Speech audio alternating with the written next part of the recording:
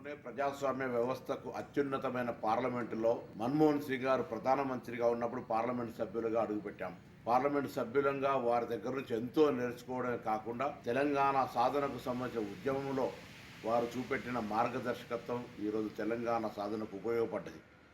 ప్రజాస్వామ్యము, parliament వేదిక మాత్రమే పరిమితం కాకుండా మన్మోహన్ సింగ్ గారు ఆర్థిక సంస్కరణ లోపల ప్రధాని పివి నరసింహారావు గారికి సన్నిహితంగా ఉన్నటువంటి ఒక సంస్కరణవేత్త.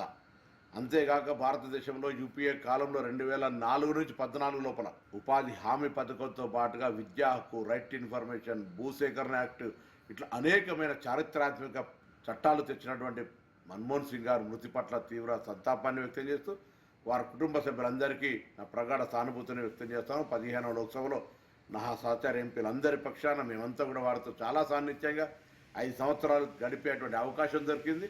వారు ఇచ్చిన సాన్నిధ్యం భవిష్యత్ రాజకీయాల్లో తప్పకుండా మాపై ప్రభావం చూపెడుతుంది.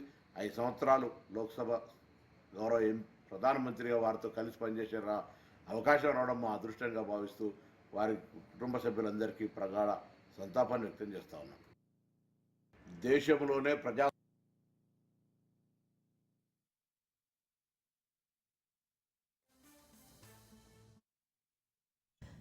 26 సెప్టెంబర్ 1992న గాహు బ్రిటిష్ ఇండియాలో జన్మించిన సింగ్ అమృత్సర్లోని హిందూ కళాశాల నుండి ప్రాథమిక విద్యను అభ్యసించాడు.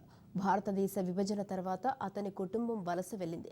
1966 నుండి 1969 వరకు అతను United Nations Conference on Trade and Development కోసం పనిచేశాడు.